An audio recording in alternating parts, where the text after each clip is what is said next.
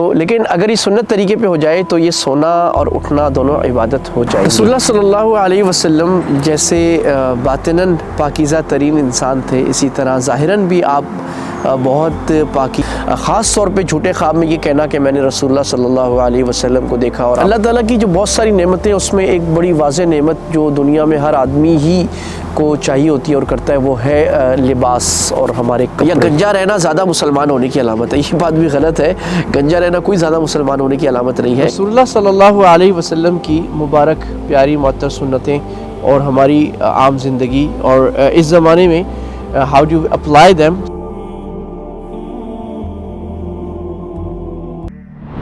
بسم اللہ الرحمن الرحیم.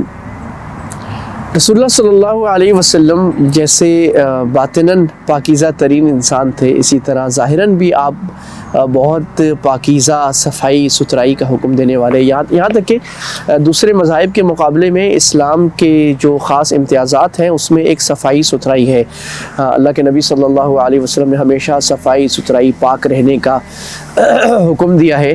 اور اسی صفائی ستھرائی میں ایک بڑی اہم چیز جو اس کو مزید دوبالا کرتی ہے، چار چاند لگاتی ہے، وہ ہے خوشبو کا استعمال کرنا، عطر کا. اللہ کے نبی صلی اللہ علیہ وسلم سے مختلف مواقع پہ عطر لگانے کے مختلف آداب اور مختلف خوشبوئیں ثابت ہیں. عطر کہتے ہیں تو لوگوں کے ذہن میں وہ شیشی والا عطر آتا ہے، وہ نہیں. عطر اینی فریگرنس، کوئی بھی اچھی خوشبو جو کسی شکل میں، جو میں آگے عرض کرتا ہوں تفصیل میں. تو آپ مشک پسند فرماتے تھے، عنبر اور عود بھی آپ نے لگایا ہے. تو یہ وہ چیزیں تھیں جو رسول اللہ صلی اللہ علیہ وسلم کو بہت زیادہ پسند تھیں. اگر یہ مل جائیں تو یہ سنن عادیہ میں ہے، اللہ کے نبی کی اتباع کی نیت سے لگائیں گے تو امید ہے انشاءاللہ اس کا اور اجر و ثواب اور اس میں برکت ہوگی. لیکن اسی طرح دھنی بھی آپ نے استعمال کی ہے، جو اس زمانے کا عرب کا کلچر تھا. آج بھی عربوں کا کلچر ہے کہ الوا کی یا سندل کی، عود کی لکڑی کو جلا کر اور اس کی دھنی، اور اس سے ریسرچ یہ آج کل کی بیماریاں بھی بہت ساری ختم ہوتی ہیں، اور خوشبو تو انسان کے جسم میں، کپڑوں میں رچ بس جاتی ہے. مردوں اور عورتوں کی مختلف خوشبو کے بارے میں ایک بات تو یہ کہ مردوں کی خوشبو الگ اور عورتوں کی الگ ہونی چاہیے، جو اصولی بات ہم پہلے بھی کر چکے تھے کہ اللہ کے نبی صلی اللہ علیہ وسلم نے ان مردوں پر لعنت فرمائی جو عورتوں کی مشابہت کریں، عورتوں پر لعنت فرمائی جو مردوں کی. لیکن اس زمانے میں ایک چیز یہ ہوئی کہ حدیث میں آپ نے فرمایا کہ عورتوں کی خوشبو وہ ہے ما ظہر لونہ وخفی ریحہ، جس کا رنگ واضح ہو اور جس کی خوشبو کم ہو، یعنی چھپی ہوئی ہو. تو عورتیں جو ہیں وہ بالوں پہ زعفران یا کوئی ایسی چیز لگاتی تھیں، یا کپڑوں پہ زعفران جس کا رنگ نظر آتا تھا، کیونکہ عورتوں کے لیے کلرفل ہونا اچھا ہے، کلرفل کپڑے پہننا. تو اور لیکن اس کی خوشبو کم ہوتی تھی جو اپنے محرم اور شوہر کو اور قریب کی عورتوں کو آتی تھی، دور تک نہیں جاتی تھی.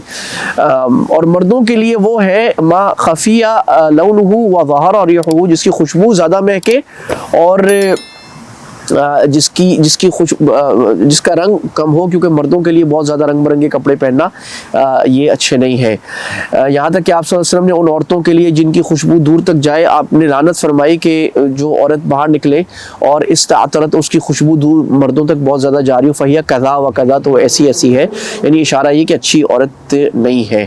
اللہ کے نبی صلی اللہ علیہ وسلم کی تو بات ہی کیا ہے، کیا ہی کہنے ہیں، سرکار دو جہاں کے صلی اللہ علیہ وسلم. آپ کے تو جسم سے نیچرل خوشبو آتی تھی اور آپ کے پسینے سے خوشبو آتی تھی. چنانچہ آپ صلی اللہ علیہ وسلم ام ہانی کے گھر پہ سو رہے تھے اور وہ عطر کی ایک شیشی لے کے نا، اللہ کے نبی کے پسینہ نکل رہا تھا، کیونکہ گرمیوں کے دن تھے اور پنکھے اے سی تو ہوتے نہیں تھے. تو وہ ان کے پسینے کو آپ نے فرمایا کیا کر رہی ہو بھائی؟ وہ نے کہا یا رسول اللہ، آپ کا پسینہ میں جمع کر رہی ہوں، آپ کے پسینے میں خوشبو، اس کو بطور خوشبو استعمال. اللہ کے نبی جس راستے سے گزرتے تو لوگ اس راستے میں اتنی خوشبو اتنی دیر تک رہتی کہ لوگ پہچان لیتے کہ صحابہ کہ اللہ کے نبی کہاں گئے، وہاں جا کے ڈھونڈ لیا کرتے. تو یہ تو نیچرل خوشبو تھی، جو باطنی خوشبو اور ظاہری خوشبو، اللہ یہ بھی ہمیں ہمارے باطن کے اندر خوشبو رچائے. لیکن یہ ایک بات تو یہ سمجھ آ گئی، خوشبو لگانا سنت اور اسلام اور ایمان کی علامت ہے. اس کے جو سائیکولوجیکل اور مینٹل بینیفٹس ہیں وہ بھی دنیا نے آج کافی نکالے ہیں. مثال کے طور پہ جو آدمی خوشبو لگاتا ہے وہ ایموشنلی اور مینٹلی زیادہ سیٹسفائی رہتا ہے، خوش رہتا ہے، ٹینشنز اور ڈپریشنز کم رہتی ہے، اور سب سے بڑی بات دوسروں کو راحت ہوتی ہے. تو اسلام کے جتنے آداب ہیں اس میں ایک بڑی مرکزی چیز آپ دیکھیں گے کہ مسلمان جو ہے وہ دوسروں کو تکلیف سے بچاتا ہے اور دوسروں کو راحت دیتا ہے. چنانچہ آپ صلی اللہ علیہ وسلم نے اسے منع فرمایا کہ کوئی خراب کپڑوں میں یا بدبو میں آئے اور لوگوں کے سامنے آئے تو آپ مجمعوں میں جانے وہ خاص خوشبو لگاتے تھے۔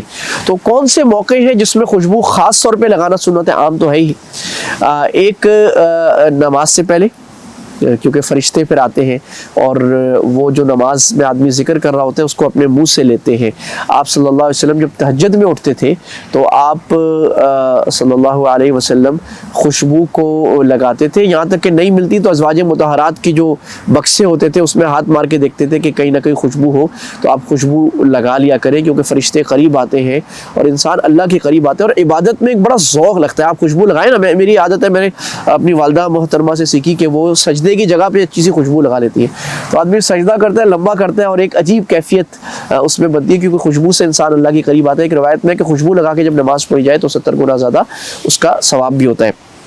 جمعہ کے دن خاص اچھی سے اچھی خوشبو لگانا، تو آپ کوئی جو مہنگی خوشبو ہے اس کو جمعہ کے لیے، عید کے لیے رکھ لیں، عام خوشبو کو عام نمازوں کے لیے، لوگوں میں جاتے ہوئے اس نیت سے کہ کسی کو میرے سے تکلیف نہ ہو، لوگوں کو میرے سے راحت ہو۔ احرام کے وقت خوشبو لگانا سنت ہے، بلکہ ایک اور سنت ہے جو احرام کے وقت میں سمجھ آتی ہے۔ حضرت عائشہ رضی اللہ تعالیٰ عنہ فرماتی ہیں کہ میں نے اللہ کے نبی صلی اللہ علیہ وسلم کو کنت طیبت رسول اللہ لحلہ ولحرمہ، اللہ کے نبی کی کندھے پہ یہاں پر میں نے خوشبو لگائی جب آپ احرام سے پہلے اور جب آپ احرام سے پاک حلال ہوتے تھے، احرام کو کھولتے تھے۔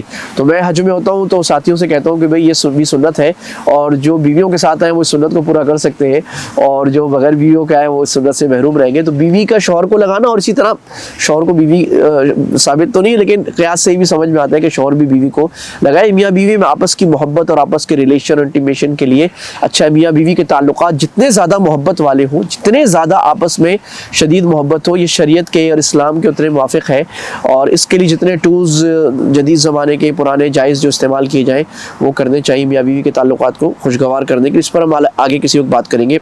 اسی میں یہ بات ہے کہ جب شوہر بیوی کے پاس جائے اور بیوی شوہر کے پاس آئے رات کے وقت یا کسی وقت بھی آپس کے تعلق کے لیے، تو اس وقت خوشبو لگا کے آئے تاکہ آپس کا تعلق اس میں مزید بہتر ہو۔ عورت جب حیض و نفاس سے پاک ہو تو اس وقت بھی خوشبو لگانا سنت ہے۔ تو یہ کچھ چیزیں تھیں۔ اس میں جو مخالفت آج کل ہو رہی ہے وہ یہ ہو رہی ہے کہ عورتیں جو فریگرنس استعمال کر رہی ہیں وہ ہے جو بہت زیادہ دور تک جاتی ہے اور مردوں کی کم جاتی ہے۔ تو ایسے کوشش کرنی چاہیے کہ وہ فریگرنس ہے تو نہ لگائیں، اگر لگائیں تو کوشش کریں کہ پھر وہ اس وقت لگائیں جب محرموں کے سامنے اور اپنی عورتوں کے درمیان میں ہو۔ مردوں کے ساتھ جب آپ یعنی پھر عورتوں کو جو خوشبو عام لگانی چاہیے، اگر کوئی مردوں کے مجمع میں جانا ہے یا کسی کا کام ایسا ہے تو پھر وہ لوشنز یا ایسی چیزیں لگا لینی چاہیے جو دور تک خوشبو جس کی نہ جاتی ہو۔ اللہ تعالیٰ ہمیں ظاہراً باطناً معطر بنائے، اور اللہ ہمیں ایمان کی خوشبو جو سب سے اصل خوشبو ہے وہ عطا فرمائے، اور اس خوشبو کو بڑھاتا رہے۔ خوش رہیے، دن کو اچھا گزاریے، کسی کو تکلیف دینے سے گریز کیجیے، لوگوں کو راحت رسانی کے نئے نئے موقع تلاش کیجیے۔ کوئی اچھا سمجھ میں آئے تو ہمیں بھی بتائیے کمنٹس میں، اور اس میں کوئی بات میرے سے غلط ہو گئی ہو تو اللہ تعالیٰ مجھے معاف بھی فرمائے، اور آپ کمنٹس میں کہہ سکتے ہیں، ہم ضرور آپ کی بات سنیں گے اور ہم ہمیشہ اصلاح کے لیے تیار رہتے ہیں۔ اپنے بھائی کو بھی دعاؤں میں یاد رکھیے۔ السلام علیکم ورحمۃ اللہ وبرکاتہ۔